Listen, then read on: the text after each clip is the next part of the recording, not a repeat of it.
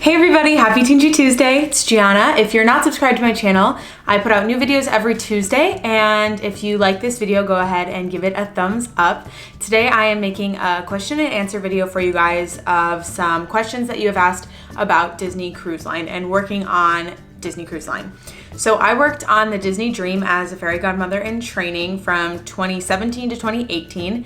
And so I have a little bit of insight. I don't know everything, but I'm gonna do my best to answer all of your questions. So here we go. The first question is, what was it like working merchandise on Disney Cruise Line? So for those of you who don't know, when you get hired to be a fairy godmother in training, which was my role on Disney Cruise Line, you start out in merchandise because it is a merchandise role. So when you get on the ship, you do your training in stores. So you're working in stores the first couple weeks before you go up to the boutique to learn how to be a fairy godmother in training. So working in stores was so much fun. The costume is so cute. It's like a really chic, like navy blazer and like a skirt with a little striped shirt underneath it. I loved it. I thought I looked so cute in it. And I liked being in shops a lot. It wasn't very different than being shops in Disney World or Disneyland, or I'm sure anywhere else. You work the register, but you don't deal with cash. So everything is a touch system. You don't deal with credit cards or cash on the cruise ship. You deal with the key cards that the guests have. So everything is just like touch. So it's very, very, very simple. The best part about it is that you kind of get to meet guests and have like a really guest-facing role where you can talk to a lot of different people. And that was where I met most families that were like my magical families that I really remember now, because they will always come back. So the cool thing about being on a ship is the people that you're sailing with are sailing with you for however long the cruise is. So if it's 4 nights, people are typically gonna come back down to the shops if they like you, or if you struck up a conversation with them over and over again, which is cool. So I really enjoyed working in the shops. I really enjoyed the people that I met there and my coworkers as well. So there are 3 shops on the Disney Dream in the main like shopping area. And so it's Mickey's Mainsail, Sea Treasures, and one other store. The name is slipping my mind.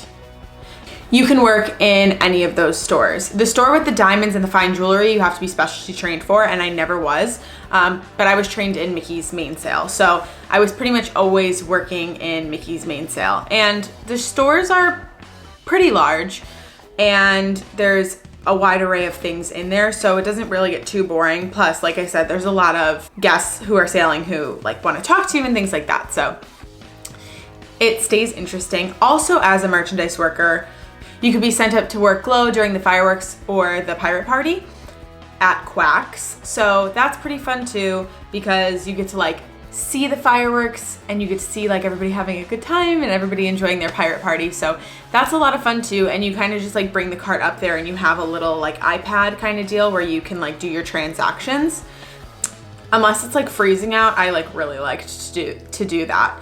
There's also a store upstairs before you go out to the pool that just has like bathing suits and things like that you can also work at. So anywhere that they're selling like merchandise like that on the ship is somewhere that you could work when you're working merchandise. And I really enjoyed my time there. Question number 2 was, what was it like uploading videos on the Disney Cruise Line? So basically the way that cruise line works is that you pay for your own Wi-Fi. So for 500 megabytes, it's $20, and for 250 megabytes, it's $10. So if you're like me, you probably don't know what that means, and that's fine because I'll explain. It gets you nothing. So that like you can't use social media. I mean, you can use social media, but it goes so fast. You can't watch YouTube videos at all. The Wi-Fi would just like run out so quickly. So I would be very, very, very careful, and I would like turn on airplane mode as soon as I wasn't using my phone. If I was on the phone with my mom for like 10 minutes on a like FaceTime audio call, because you obviously can't call them. If I was on the phone with my mom, I would be on the phone maybe 10 minutes before like 250 megabytes ran out. So there was no chance of uploading videos, no chance of watching videos. There was literally no chance. There was very little opportunity to film because you obviously can't film backstage or like on the I-95 or anything. That's where the crew members like walk. You can only really film if you're like sitting in your cabin talking, and you have no time to do that, like literally none. That's why I have very little videos of me like actually on the ship, actually in my cabin. And then when it comes to uploading, on port days in Port Canaveral, you can walk to an internet cafe and sit in there with about 100 other crew members and sit with your laptop and try to upload your video. But usually Wi-Fi is very slow because so many people are trying to use it and so many people are trying to get on. So that was the only way that I was able to upload videos, is if I went off the ship during a port day and went to an internet cafe or a Starbucks. So that's why during my actual time on cruise line, my videos are like very sporadic and like not up consistently. So that sucked because I wanted to be doing a lot more as far as vlogging and videos when I was on the cruise ship, and there just like was an opportunity to do so. So that was a bummer. Room info and how you can decorate. So unless you are an officer of some sort, you share a room. I do have a crew cabin tour video that I will link down below that you can watch. It's right when I moved in, so everything's like exactly how it would be if you were moving in. And you get a roommate, and they assign your roommate to you, so you don't have a say. You can pick if you like find somebody in your department that you really like, but they have to be in your department, and it has to work out like really well. You have to file some paperwork and stuff, and like the person that's in their room has to want the change as well. It's kind of confusing. So I just always stuck with whoever they gave me, and it was always fine. As far as decorating in the room goes, there are some things that are like not allowed. Like you're not allowed to have like window clings or like tape or command hooks, anything like that. But the room you're in is basically a giant magnet. So I bought like a roll of magnet that was adhesive on one side from Michaels, and I used that, and I brought like a pair of kitty scissors. I use that all the time. So anything I wanted to hang up, my schedule, my pictures from home, anything, I just like would cut a little strip of magnet and like put it on the wall. Or you could just bring like magnets that stick, because that's easy as well. But a huge tip that I will have, I guess this kind of falls under the category of like decorating, bring your own sheets and bring your own like pillowcase and like something. Like I brought sheets, a blanket, and a pillowcase. I didn't bring my own pillow, and a stuffed animal. And I say this because it makes the room feel so much homier, and it makes it feel like soft and comfy and cozy and somewhere that you want to come back to at the end of the day, rather than like they give you these like beige and brown sheets. It kind of feels like so hospital-y. So that's like my biggest thing, is like definitely bring your own sheets. But as far as decorating goes, I put up like a bunch of pictures in my little like bed cubby. I got the bottom bunk, so like up against the wall, I just put a bunch of pictures, and that was pretty much like all I did for decorating. But I have been in rooms on the ship that had like fairy lights, like the battery operated kind. But that's like to the extent that I've seen decorating. Next question is rules on documenting things. So you do sign something in the beginning that says like you can't take pictures or like film or do anything. It's pretty much the same as Disney. Like you can't do anything backstage as far as like take pictures or take videos. And there is like a sheet about like what you can put on social media that's by the crew office if you're on the ship and you're like wondering, or if you're going to the ship and you're wondering. I don't remember what all the rules are, but basically it's like you can't show anything that's happening backstage, which is like completely understandable, obviously. But you can like, you know, send your parents pictures of you in your costume, or put pictures of your costume up on social media, or be like, oh, I'm doing this today, I'm at Castaway today. Things like that are totally fine. So you can document a fair amount, just not like, oh, I'm walking down the I-95 or something like that. Basically like use your common sense. Wanting to work for DCL advice. So I always have my Instagram handle down below. You can always message me on Instagram if you have literally any questions about working for Cruise Line. I have people messaging me every single day, and I will always answer you. If you're wondering about applying or about working there, or you just got hired, whatever, just ask me, and I promise you I will like talk you through it. But my best advice for working for Cruise Line is throughout all of my videos, I put a lot out there about the good and the bad of working for cruise line.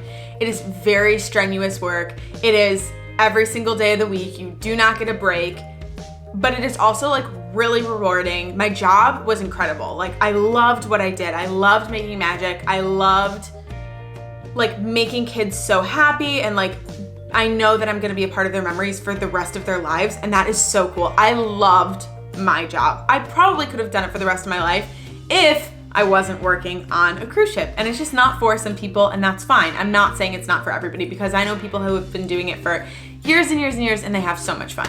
So I don't know if that really answered the question, but my best advice is just, if you think that could be something for you, like, definitely try it. There's no harm in trying it, and worst case scenario, you have to finish out your contract. It's 6 months, 4 months, 8 months, whatever, and then you can be done forever. So I would say try it. It is an incredible experience, and it's something that I definitely will never forget. Next question. What is the grossest food in the mess? So I have 2 stories. I actually literally just looked for this picture to put in my food story, and I'll link that down below if you haven't watched it yet. It's a video called What Crew Eats, and I wanted to put that picture in, but I couldn't find it. So I'm gonna try again to find it, but it was one of the first days on board, and the little piece of paper said stir-fried veggies. So I just scooped some on my plate, and I'm like walking and I'm looking, I'm like, what is this? What did I put on my plate? And they called it stir-fried veggies, but it was really French fries, which I guess is a potato, which I guess is a vegetable, covered in like teriyaki sauce. And that's what they put as their stir-fried veggies, which could die. And then one time, and I guess this is just like a personal thing, but because I don't think it happens often, and it only happened to me one time, I got the vegetarian lasagna, and it was like white lasagna, and it was like noodles with cream sauce, peas, and string beans, and I'm gonna throw up literally just saying this. But I got a scoop of it, and I went to sit down, and there was a huge, like, long black hair in it. And I think that's around the time that I was like, I'm not coming to the mess anymore. I can't do it. It's just like, I'm so sensitive to like smells and stuff, and I don't know why. It's just the way I am, but it's just like kind of all around just a little gross for me, the whole thing. So, but I don't mean to scare you, because it really is not that bad. And they do a great job of like making a wide array of selection for people from all over the world. And go ahead and watch my What Crew Eats video if you're more curious on what Crew Eats. Okay, so the next question is, what were the rules that I had to follow? So there are plenty of rules when you're working on the Disney Cruise Line, and that's just for safety reasons, for a lot of different reasons. Working on a ship is very different than working on land, so there are a lot of rules. The like biggest and most notable rule is that, and I guess this isn't even a rule, it's more of like an expectation, but you need to be at work exactly on time. If you're not at work exactly on time, because you're on a vessel in the middle of the ocean, things like can progress very quickly. So basically, like, first they call your room. If you're not in your room, they'll call your friend's room. If you're not in your friend's room, they'll ask around and see if anybody knows like where you are, if you maybe slept in another room. If you didn't and nobody knows where you are, this could be like an issue that gets, you know, a lot of people like higher up involved, like even the Coast Guard, because obviously they're gonna have to start looking for you at some point because you're missing.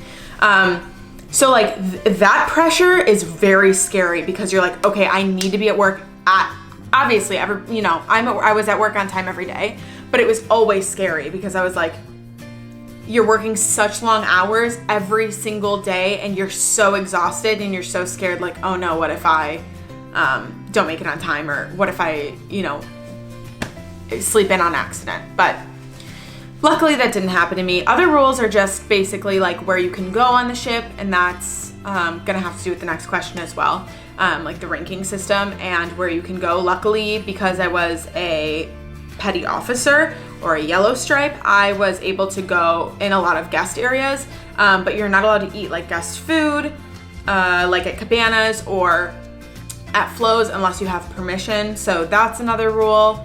You're not allowed to go into any guest staterooms for any reason if you're not, you know, room service or something like that. Even if your friends are staying in a guest stateroom, you have to have a signed permission slip.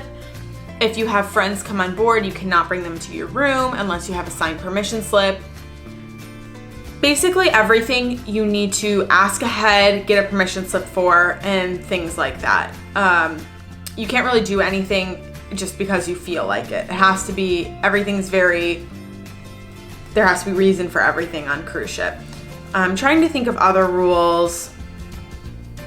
You have to be on the ship at crew all aboard, that's a given, otherwise you'll get fired, which is basically on any port day, there's a time when everybody has to be on the ship, and if you're not on the ship, they're leaving you there, that's it. Anyway, next question. And the last question is, can you please explain the ranking system? Yes, so the ranking system for cruise line, and I'll speak to what I know because I don't know everything, but I know like the lowest of the low because that was me. So basically when you get on the ship, you're gonna get an ID card. It's one of the very first things you do, and it's just a little card with your face on it. It has a stripe of color. It says your name, where you work, where you're from, just a regular work ID card. You use it to punch in and out and to open your room key, or open the door to your room. So when you get on and you get that card with the stripe, you also get a packet of your privileges. So a lot of people ask me in the comments, like, what are privileges? Can you please explain them? Because if you have watched my video of my first week review, I'll link it down below. I am with a girl named Rochelle. There is the yellow stripe, which was me, and the green stripe, which was Rochelle. So yellow stripe is merchandise, BBB, I think entertainment. Green stripe is galley workers, dining room workers. That's all I know for sure. And then there's obviously officers, managers, people above us. The captain is at the very top. So the captain's like head honcho, and we're at the bottom 2 tiers. So when you get on the ship, you get this packet that says what you can do as a yellow stripe. Was allowed different privileges than somebody with a captain stripe or a red stripe or a green stripe.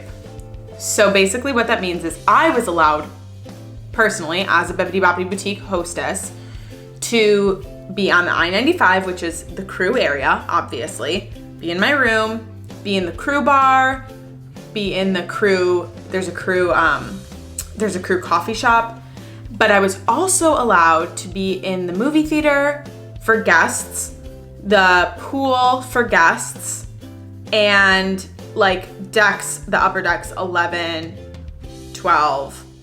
I was basically allowed everywhere on the boat except for guest rooms. So that was a lot of fun because me and the other girls would go see movies sometimes, and if we got off early, we could put in to go to Palo or to go to a rotational dining restaurant, and we were allowed to do that. So Rochelle, with her privileges in the dining room, was not allowed to do that. The only places you're allowed to go as a green stripe, so as a galley worker, dining room worker, are crew areas. So the I-95, your room, any crew room, the crew coffee shop, or the crew bar. That's it. So you're not allowed to like go to the pool or go to the movies or anything like that. You're just allowed to be in crew spaces. So that was the difference between the ranking system and privileges. If you guys have any more questions about that, leave it down in the comments and I will answer them. That's like the best of my ability because that's the best that I know. I really only know about the yellow stripe and the green stripe. So I hope you guys liked this video. I hope it was very informative for you. I hope that if you're looking to be on cruise line, your questions are answered. I hope if you're just curious, your questions are answered. If you guys have any more questions, leave them down in the comments below. Thank you so much for watching. Happy Team G Tuesday. I will see you guys all next week. Bye.